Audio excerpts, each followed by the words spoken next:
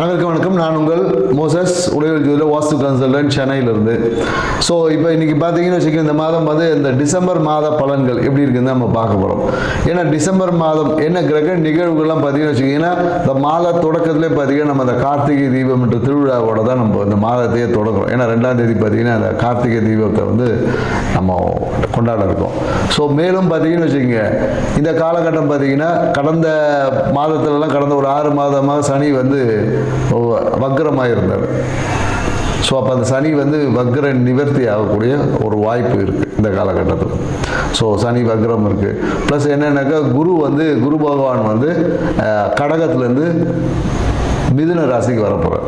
So இந்த மாதிரியான நிறைய கிரக மாற்றங்கள், கிரகத்துடைய தன்மைகளுடைய மாற்றங்கள் இந்த மாதத்தில் இருக்கிறதுனால இந்த டிசம்பர் மாத பலன்கள் வந்து நிறைய பேருக்கு ஏதோ ஒரு விதத்தில் ஒரு மாற்றத்தை கொடுக்கக்கூடிய ஒரு மாதமாக இந்த மாதம் அமைய போகிறது.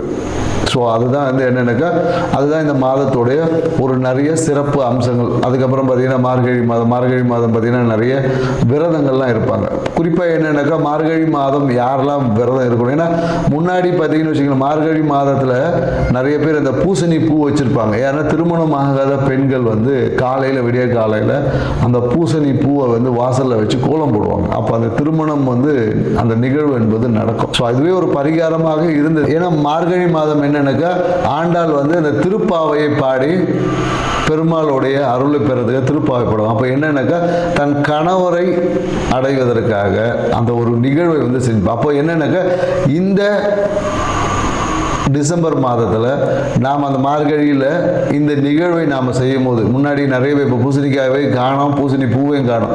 அந்த பூசணி பூவை வைத்து நீங்கள் வந்து அந்த காலையில் பிரம்ம முகூர்த்தத்தில் ஒரு கோலம் போட்டு, ஏன்னா நிறைய பேர் என்னென்னாக்கா கோலத்தை நைட்டே போட்டு வச்சுருவாங்க. சரி, அதுக்கு அதாவது எந்த காலத்தில் எதை செய்ய வேண்டுமோ அந்த காலம் என்பது ரொம்ப முக்கியமானது.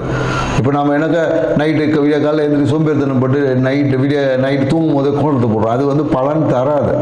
ஏன்னா காலையில் பிரம்ம முகூர்த்தத்தில் பார்த்தீங்கன்னா நம்மளுடைய அந்த ஓசோன் மண்டலம் வந்து ரொம்ப நம்ம பூமிக்கு நேரில் இருக்கும். அப்போ வந்து நமக்கு கிடைக்கக்கூடிய காற்று வந்து நமக்கு வந்து ஆக்சிஜனை வந்து தரமான பிராணகினை நம்ம சுவாசிக்கும் போது ஆக்சிஜன் O2 போயிட்டு உள்ள O3 மாறும்.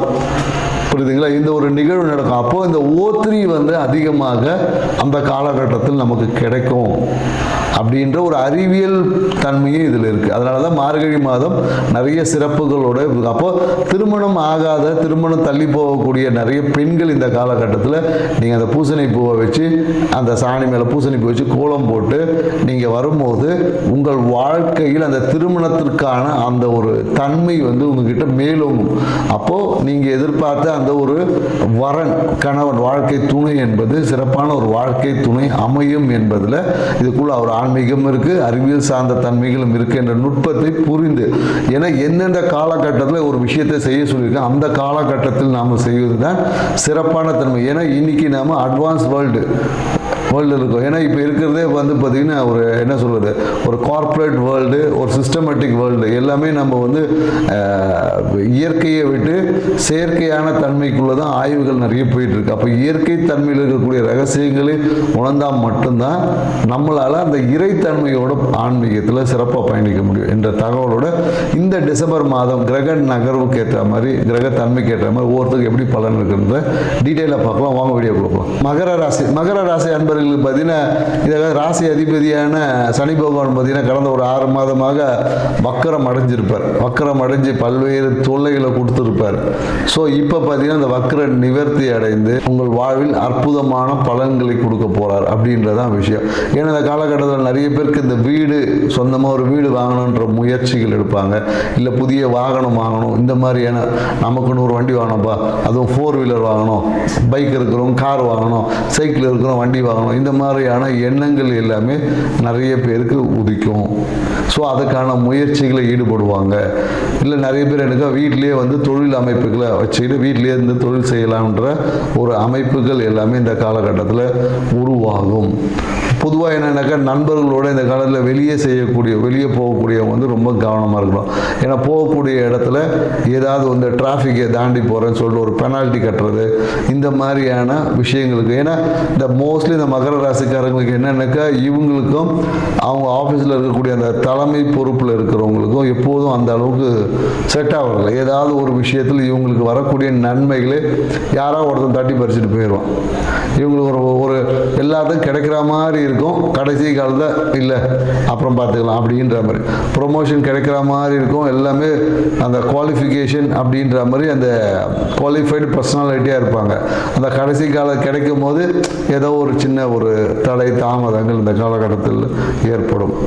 அதே போல் நிறைய பேருக்கு இந்த காலகட்டத்தில் திடீர் அதிர்ஷ்டம் மாதிரி திடீர் ப்ரொமோஷன் நிறைய பேருக்கு கிடைக்கும். ஏன்னா நம்மக்கிட்ட எது பிரச்சனையாக இருக்கோ அந்த பிரச்சனையே சரி செய்தால் தான் அதிர்ஷ்டமே. இங்கே பிரச்சனை ஒரு இடத்துல, அதிர்ஷ்டம் வேறு இடத்துலலாம் கிடையாது. பிரச்சனைகளை எப்போ வந்து நம்ம சரி செய்கிறோமோ அப்பொழுது அது அதிர்ஷ்டமாக மாறும். ஏன்னா இப்போ வேலைனாவே பிரச்சனை, அப்போ பிஸ்னஸ் செய்கிறவனுக்கு பிரச்சனையே இல்லைன்னா பிஸ்னஸ் இல்லைன்னு அர்த்தம். ஸோ அதனால் நாம் பெரும்பாலும் என்னென்னாக்கா பிரச்சனையை கண்டு நாம் வந்து பிரச்சனையே வரக்கூடாது, அப்புறம் பிரச்சனையே வராமல் எப்படி இருக்க முடியும்? ஒரு பிரச்சனையை சால்வ் பண்ணால் தானே ஒரு லாபம். எக்ஸாமே வைக்கலன்னா எப்படி நீங்கள் பாஸ் ஆவீங்கன்னு சொல்லுவாங்க. அப்போ பரீட்சை என்பது வைப்பதுக்கு என்னென்னாக்கா உங்களை ஒரு அடுத்த படிநிலைக்கு பயணிக்கிறதுக்கான ஒரு தேர்வு தான் பரீட்சை. புரியுதுல்ல? அதை நீங்கள் பாஸ் ஆகணும், அதை கடந்து போகணும். நம்ம கடக்க முடியாமல் இருக்கிறதுக்கு தான் இங்கே வந்து பிரச்சனைகளை அனுபவிச்சுட்டு எனக்கு அது வந்துச்சு இது வந்துச்சு சொல்லுவோம். ஸோ பிரச்சனைகள் என்பது உங்களை அடுத்த ஒரு நிலைக்கு பயணிக்கிறதுக்கு தள்ளக்கூடிய ஒரு ஈவெண்ட்டு நினச்சிட்டு ஸோ அந்த பிரச்சனைகளை சமாளிக்கக்கூடிய ஆற்றலை தான் நம்மளோட இறைத்தன்மை கிட்டேருந்து அதுக்கு தான் நம்ம சாமி கும்பிட்றோம். ஆன்மீகம் நமக்கு தேவை, குலதெய்வ வழிபாடு, இஷ்டதெய்வ வழிபாடு, குரு உபதேசம் எல்லாரும் நமக்கு பெறதுக்கு எதுக்குன்னா நம்மளோட பிரச்சனைக்கே பிரச்சனை கொடுக்கறது, இல்லை பிரச்சனையை சமாளிப்பு ஜெயிக்கிறதுக்கு தான். ஸோ இந்த உணர்வை வந்து மகர ராசிக்காரர்கள் எப்போதும் வச்சு, ஏன்னா இவங்க ஒரு சின்ன ஒரு பிரச்சனை வந்தாவே உடனே பேட்டரி டவுன் ஆகிடும், செல்ஃப் கான்ஃபிடன்ஸ் டோட்டல் அவுட். ஒரு சின்ன பிரச்சனையை உங்களால் சமாளிக்க முடியாமல் அந்த பிரச்சனையை பெரும் பிரச்சனையாக்கி. அதுதான் இவங்களுக்கு இருக்கக்கூடிய ஒரு மைனஸ் பாயிண்ட். என்னன்னாக்கா சின்ன பிரச்சனை இவங்கள நோண்டி பெருசாக்கிடுவாங்க, இல்லை மனதளவில் தன்னம்பிக்கை குறைஞ்சிரும். ஸோ இந்த மாதிரி அப்புறமா எல்லாம் முடிஞ்சு போனதுக்கப்புறம் தன்னம்பிக்கை வந்தால் என்ன, வரலன்னா என்ன, சரிங்களா? அந்த நேரத்தில் நம்ம எடுக்கக்கூடிய முடிவுகள் தான் நிறைய விஷயங்களுக்கு காரணமாக இருக்குது. இந்த காலகட்டத்தில் மகர ராசிக்காரன் குறிப்பாக என்னென்னாக்கா வாகனத்தில் பயணிக்கும் போது ரொம்ப கவனமாக இருக்கணும். இந்த மாதம் வந்து ரொம்ப எச்சரிக்கையுடன் பயணிக்கணும். ஏன்னா இவங்களுக்கு தான் பார்த்தீங்கன்னா வாகனங்கள் போகும்போது எங்கேயாவது ஒரு ஸ்லிப்பாகி கீழே விழுறது, குறிப்பாக ஹெட்லைட் உடையும், இந்த மாதிரியான பிரச்சனைகளுக்கு இல்லை சிறிய விபத்துகளை சந்திக்கக்கூடிய ஒரு காலகட்டமாக இருக்குது. அதனால் வாகனத்தில் பயணிக்கும் போது கண்டிப்பாக ரொம்ப கவனத்துடன் பயணிக்கணும். ஏன்னா இந்த காலகட்டத்தில் பார்த்தீங்கன்னா நிறைய பேர் பார்த்தீங்கன்னா வீட்டில் பார்த்தீங்கன்னா அந்த பாத்ரூமில் வந்து விரிசல் விடும், இல்லை பாத்ரூமில் இருக்க பொருட்கள் ஏதாவது உடையும். பாத்ரூமில் கண்ணாடி வச்சுருந்தாங்கன்னா அது போய் டம்முன்னு உடையும், கை தட்டி விடுது, நிறைய பக்கெட் உடையிறது, இந்த மாதிரி எல்லா விஷயமும் பாத்ரூம்லேயே பார்த்தீங்கன்னா சில பேருக்கு செவுறு இடிஞ்சு விழுறது, பார்த்தீங்கன்னா தண்ணி ஓதை வந்து டம்முன்னு விழும் செவுறு. ஸோ இந்த மாதிரியான விஷயம் விழுறது எல்லாமே பார்த்தீங்கன்னா மகர ராசிக்காரங்க வீட்டில் தான் அதிகமாக இருக்கும். அந்த தண்ணி ஓதம் வந்து பாத்ரூமே இடிஞ்சு விழுறது, இல்லை பாத்ரூமில் விரிசல் விடுவது, இந்த மாதிரியான விஷயங்கள் எல்லாமே இருக்கும். ஸோ அதனால் என்னென்னாக்கா மகர ராசிக்காரங்களுக்கு குறிப்பாக இந்த காலத்தில் என்னென்னாக்கா பாத்ரூமில் லைட்டு ஃபீஸ் போகாமல் இருக்காது. ஆனால் நீங்கள் மகர ராசிக்காரங்களான்னா கண்டிப்பாக பாத்ரூமில் ஃபீஸாவது போகும். ஸோ இந்த மாதிரி நிகழ்வுகள் எல்லாமே மகர ராசிக்காரங்களுக்கு இருக்குது. ஸோ பிரச்சனைகளை எதிர்கொள்ளக்கூடிய ஆற்றலை வளர்த்துக்கு, ஏன்னா உங்கள் ராசி அதிபதியான சனி பகவான் பார்த்தீங்கன்னா 3ஆம் இடம் விஜய வீரிய ஸ்தானத்தில் உங்களை அப்படியே ஒரு ரெஃப்ரெஷ்மெண்ட் பண்ணி வச்சுருப்பார். ஏன்னா சனினாவே ஸ்லோவாக நகரக்கூடிய கிரகம் தான் சொல்லுவோம். ஆனால் அந்த சனி கொடுத்தா தடுக்கிறதுக்கு யாரும் இல்லைன்ற ஒரு விஷயமும் இருக்குன்றது புரிஞ்சுக்கிட்டிங்கன்னா உங்கள் வாழ்க்கை ரொம்ப சூப்பராக இருக்கும். நன்றி, வணக்கம்.